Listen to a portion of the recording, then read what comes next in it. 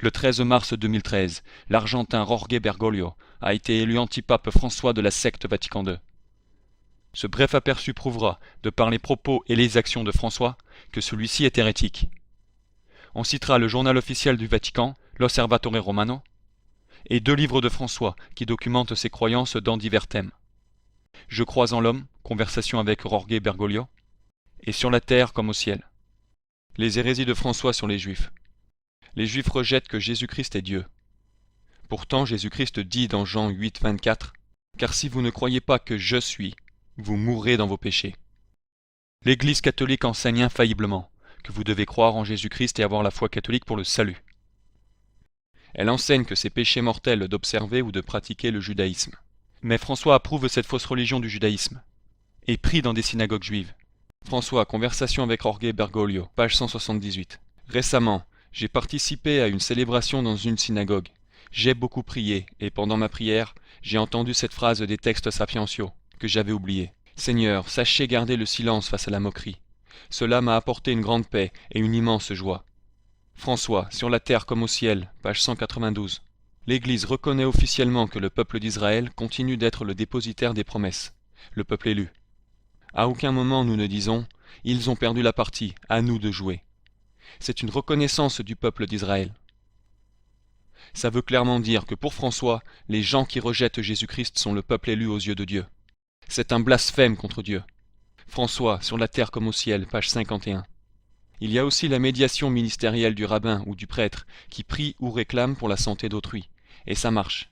Pour moi, en matière de guérison, ce qui crédibilise un individu qui se trouve dans la loi de Dieu, c'est la simplicité, l'humilité, l'absence de spectacle. Donc, François croit que les rabbins juifs ont un ministère d'intercession véritable et spirituel selon la loi de Dieu. François, sur la terre comme au ciel, page 222. Parlant au rabbin juif Skorka, François lui a dit « Je ne suis pas prêt d'oublier que vous m'avez invité à 2 reprises à prier et à prendre la parole dans votre propre synagogue. Et moi-même, je vous ai convié à parler des valeurs à nos séminaristes. » Dans la cathédrale de Buenos Aires, en Argentine, le 15 avril 1998, François a tenu une cérémonie interreligieuse pour honorer des Juifs décédés. Durant cette rencontre, François a dit aux Juifs « Nous sommes tous des frères, parce que nous avons le sceau de Dieu dans nos cœurs. » Le sceau de Dieu, c'est le terme pour dire baptême, que les Juifs rejettent. Que sabe que todos somos hermanos porque llevamos el sello de Dios en nuestro corazón. En septembre 2004, François a participé à une cérémonie juive à l'intérieur d'une synagogue. Et le 9 novembre 2005, François a assisté à une autre cérémonie à l'intérieur d'une basilique pour commémorer des Juifs décédés. Dedans, François avait entre autres allumé des bougies en leur honneur. En 2007, François avait célébré le Rosh Hashanah dans une synagogue en Argentine. Durant sa visite, François a dit à la congrégation juive qu'il s'était rendu dans la synagogue pour examiner son cœur. Tel un pèlerin, ensemble avec vous, mes frères aînés. Le 7 juillet 2008, François avait approuvé les livres du rabbin Sergio Bergman. François lui donne le nom de croyant et dit que son travail est celui d'un rabbin qui nous aide en tant que maître. Su trabajo es el de un rabino que como maestro nos ayuda a entendernos. Le 7 juin 2010, François visitait le centre juif en Argentine. Il appelait les Juifs nos frères aînés et le peuple élu de Dieu. Il avait également prié en face d'une stèle de Juifs décédés afin de leur rendre hommage. Ese recuerdo, ¿verdad?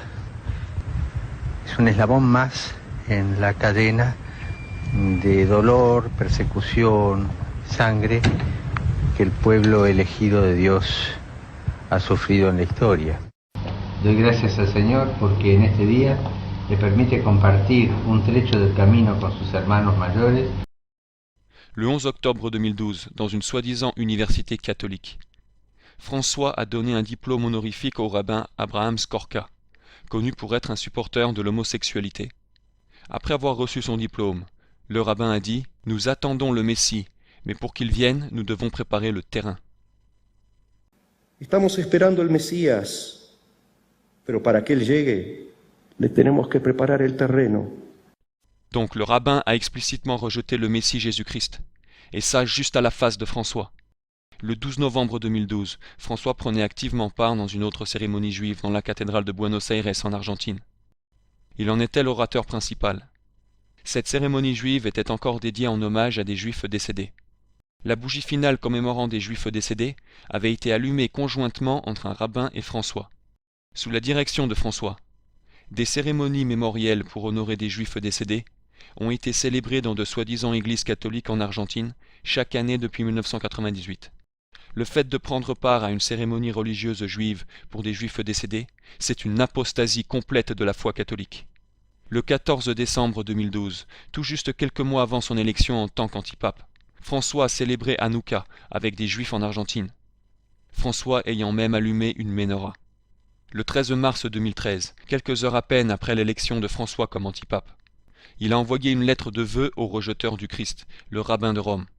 Le 25 mars 2013, François a envoyé pour Pâques un télégramme au chef rabbin de Rome. François y disait estimer les Juifs, et leur avait demandé de prier pour lui. Il a aussi demandé à Dieu de les délivrer de tout mal, et ça, même si le rabbin rejette Jésus, le seul pouvant nous délivrer du mal. Dans son discours aux membres de la communauté juive internationale du 24 juin 2013, François a donné aux Juifs le nom de croyants et a demandé à ce que les Juifs prient pour lui.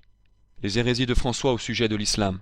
Le 2 août 2005, François a prié devant le corps décédé du directeur musulman du centre islamique en Argentine. Le corps était orienté à l'est, face à la Mecque.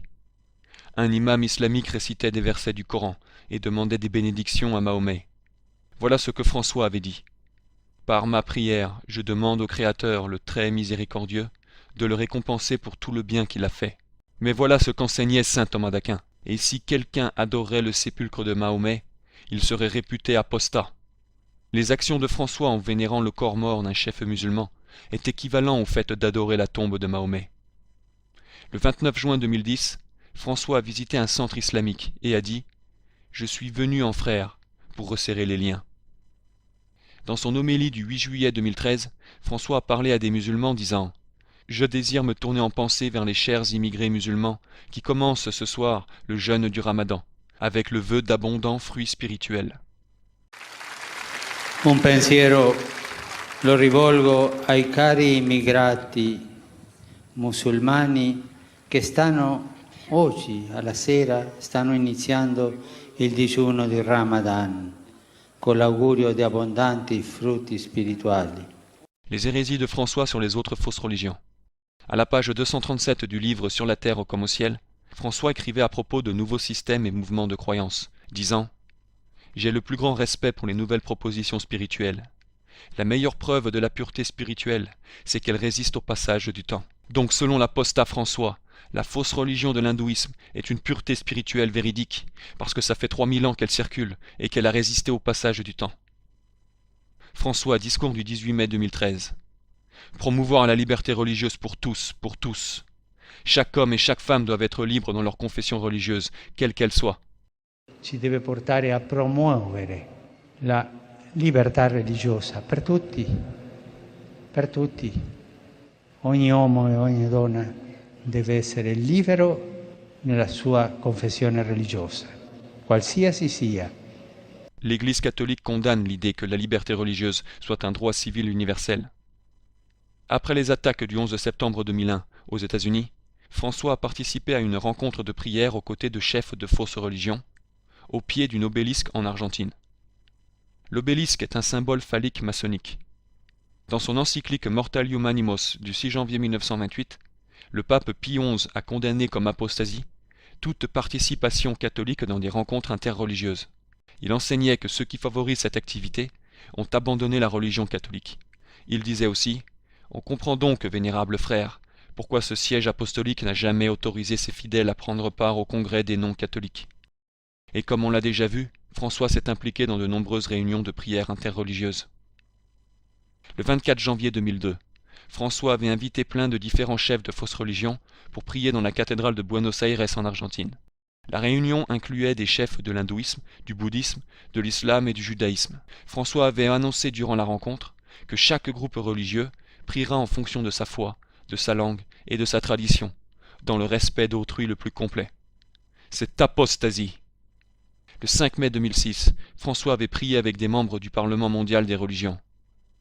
Et en 2011, François avait tenu sa propre rencontre interreligieuse.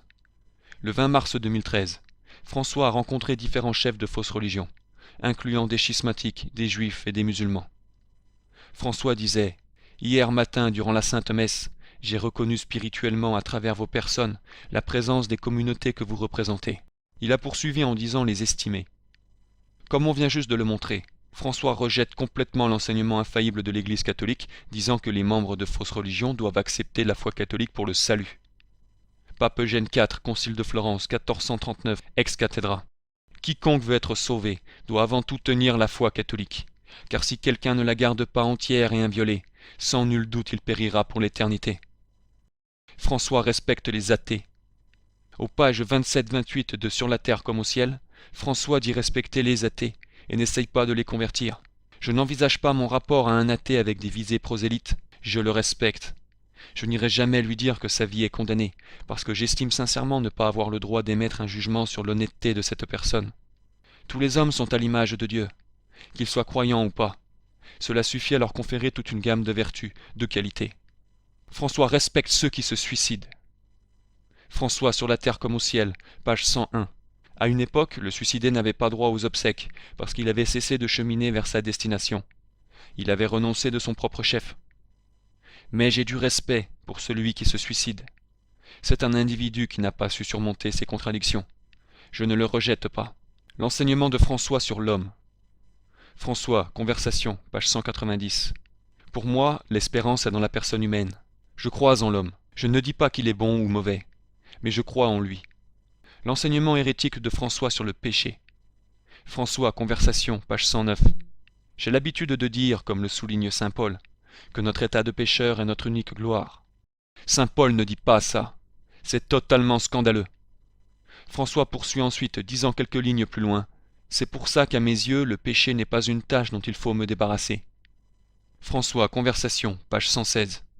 Il s'agit d'un problème de péché. Depuis un certain nombre d'années, l'Argentine vit dans le péché, parce qu'elle ne s'occupe pas de ceux qui n'ont ni pain ni travail. Fin de citation. Remarquez que le seul péché dont parle François, c'est celui de ne pas donner aux gens de la nourriture ou du travail. Il ne dit rien à propos des péchés allant contre Dieu ou contre la foi de Dieu. François sur le communisme. François sur la terre comme au ciel, page 138. Dans mon lycée, nous avions un professeur communiste. Nous entretenions avec lui d'excellentes relations. Il remettait absolument tout en question, et cela nous faisait beaucoup de bien. Mais il ne nous a jamais menti. François, Conversation, page 47-48. Il est vrai que j'étais, comme toute la famille, un catholique pratiquant. Mais mon esprit n'était pas exclusivement tourné vers les problèmes religieux. Je lisais Nuestra Palabra, Propositos, une publication du Parti communiste. Et j'adorais les articles du dramaturge Leonidas Barletta, qui appartenait au monde de la culture. Sachez que le monde de la culture, selon Barletta, était rouge communiste, car Barletta faisait partie d'un groupe aux idéaux communistes bolcheviques, qui voulait d'une révolution d'idéal communiste. Et François dit qu'il adorait lire les articles de ce communiste. François sur la peine de mort. François, Conversation, page 94. Il existe une conscience de plus en plus forte face à l'immoralité de la peine de mort. Cette déclaration est complètement hérétique. L'Église catholique a toujours supporté la légitimité de la peine de mort pour les crimes extrêmement graves. François promeut l'éducation sexuelle. François, Conversation, page 101. L'Église ne s'oppose pas à l'éducation sexuelle. Personnellement, je pense qu'elle doit accompagner l'évolution des enfants, avec une adaptation à chaque étape. À la vérité, l'Église a toujours donné des cours d'éducation sexuelle, même s'il est vrai qu'elle ne l'a pas toujours fait à bon escient. Pape Pie XI, décembre 1931. Beaucoup soutiennent et promeuvent de façon insensée et dangereuse la forme d'éducation appelée de façon choquante sexuelle. François encourage des prêtres à quitter le sacerdoce s'ils tombent amoureux. François, Conversation, page 107. C'est vrai, un prêtre tombe parfois réellement amoureux, ce qui le conduit à revoir sa vocation et à changer de vie. Il va trouver l'évêque et lui dit « J'en suis là, je ne pensais pas que j'éprouverais un jour un sentiment aussi beau. Cette femme, je l'aime vraiment. » Puis il demande à quitter le sacerdoce. Et vous, comment réagissez-vous? François, je ne l'abandonne pas, je le suis tout au long du chemin, dans l'élaboration spirituelle de ce qu'il vit. S'il est sûr de sa décision, je l'aide même à trouver un emploi. Je lui conseille de rester chez lui le temps que nous demandions une dispense, c'est-à-dire l'accord de Rome qui l'autorise à recevoir le sacrement du mariage. Fin de citation. Donc François aiderait un homme à briser le vœu permanent de chasteté qu'il a fait en face de Dieu, pour qu'il quitte la prêtrise. L'enseignement hérétique de François sur le soi-disant mariage gay et l'homosexualité. C'est maintenant documenté et confirmé que François a favorisé des unions civiles entre homosexuels lorsqu'il était en Argentine. Il voulait seulement qu'une union civile homosexuelle ne soit pas appelée mariage. C'est hérésie. Ça veut dire que François approuve un comportement sexuel abominable et perverti qui est condamné dans les Écritures et l'enseignement catholique. Sa position n'est aucunement différente que celle d'être pour l'avortement, à la condition que l'État ne lui accorde pas de statuts spéciaux ou privilégiés, à travers l'utilisation de fonds publics. Remarquez l'intéressante déclaration suivante de François à propos du soi-disant mariage gay et des homosexuels. François sur la terre comme au ciel, page 125-126. Quand Mauricio Macri, le chef du gouvernement de la ville autonome de Buenos Aires, a choisi de ne pas faire appel de la décision d'une juge de première instance autorisant le mariage de même sexe, j'ai senti que je devais m'exprimer pour donner une orientation. Je me suis senti obligé de donner mon avis. C'était la première fois en 18 ans d'exercice de la fonction d'évêque que je montrais du doigt un fonctionnaire. Si vous analysez mes déclarations d'alors, je n'ai jamais parlé des homosexuels, ni fait la moindre allusion péjorative à leur endroit. Macri m'a dit que cela correspondait à ses convictions. Moi, je les respecte. Mais un chef de gouvernement ne doit pas laisser ses propres convictions interférer avec la loi. Je n'ai jamais parlé des homosexuels en termes péjoratifs. Fin de citation.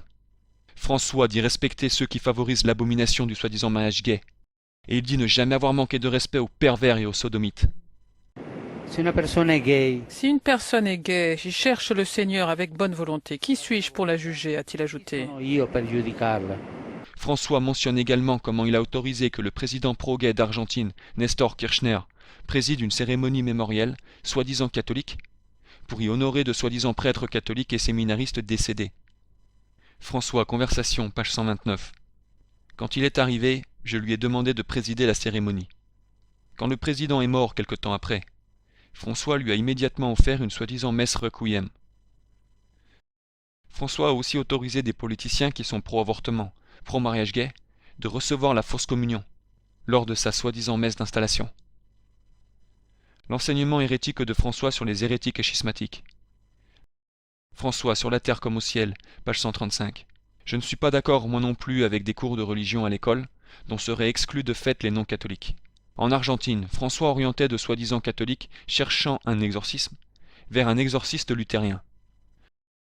À la page 84 du livre Sur la terre comme au ciel, François cite ce que lui avait dit sa grand-mère lorsqu'il était jeune. Ce sont des protestantes, mais elles sont braves. C'était la sagesse de la véritable religion.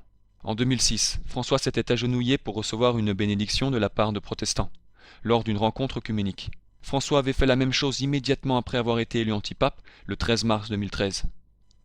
Au lieu de bénir les gens, François a demandé aux gens de le bénir lui. Ça incluait de nombreux membres de diverses religions non catholiques. Le 18 mars 2013, François a écrit au nouveau chef de la secte anglicane. Il a donné au laïc Justin Welby le statut de révérend, alors que l'Église catholique, sous le pape Léon XIII, a réaffirmé le 13 septembre 1896 que le rite d'ordination anglican est totalement invalide. François a dit que Welby avait un ministère pastoral et lui a donné l'appellation archevêque de Canterbury, ce qui veut dire qu'il croit que le chef de la secte schismatique hérétique anglicane est le vrai chef juridictionnel de la seule et unique église à Canterbury en Angleterre. Il a aussi demandé à ce chef hérétique et schismatique de prier pour lui. Dans son discours du 14 juin 2013 au schismatique Welby, François disait l'accueillir, non comme des étrangers ni des hôtes. Vous êtes concitoyens des saints, vous êtes de la maison de Dieu. Donc François enseigne avec vigueur que le non-catholique Welby, que François appelle votre grâce, est un membre de l'Église du Christ. C'est une hérésie des plus scandaleuses.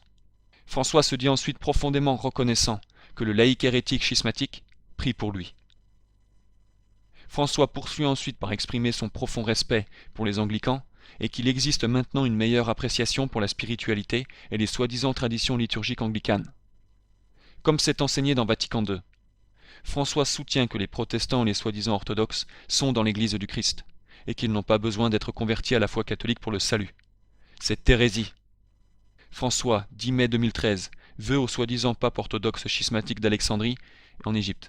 Votre sainteté, en vous assurant de mes prières, afin que tout le troupeau confié à vos soins pastoraux soit toujours plus fidèle à l'appel du Seigneur, j'invoque la protection commune des saints Pierre apôtre et Marc évangéliste. François appelle sainteté ce schismatique, et dit que Dieu confie son troupeau à un schismatique. Il l'appelle aussi pasteur, ce qui veut dire qu'il croit que le chef schismatique est un véritable chef juridictionnel de la seule et vraie Église du Christ. Dans son discours du 28 juin 2013 à la délégation du patriarcat schismatique oriental soi-disant orthodoxe de Constantinople, François les supplie de prier pour lui, disant « Je vous demande enfin de prier pour moi, et de faire prier pour moi, j'en ai tant besoin. » François, audience générale, 19 juin 2013. Aujourd'hui, avant de sortir de chez moi, j'ai passé 40 minutes avec un pasteur évangélique et nous avons prié ensemble.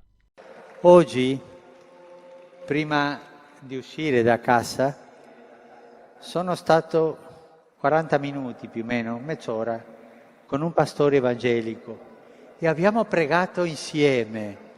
À la page 220 de Sur la terre comme au ciel, François recommande que les différentes confessions chrétiennes fassent un bout de chemin ensemble, en faisant des choses ensemble, en priant ensemble, sans annuler les différentes traditions. Ici, François promeut l'hérésie qu'on ne devrait pas essayer de convertir les non-catholiques, mais au contraire cheminer avec eux, prier avec eux sans annuler leurs traditions hérétiques et schismatiques. Pape Pie XI Mortalium Animos. Il n'est pas permis en effet de procurer la réunion des chrétiens autrement qu'en poussant au retour des dissidents à la seule véritable Église du Christ, puisqu'ils ont eu jadis le malheur de s'en séparer. François, le révolutionnaire liturgique. Voilà François en train de célébrer une soi-disant messe moderniste pour les enfants, avec des danseuses liturgiques.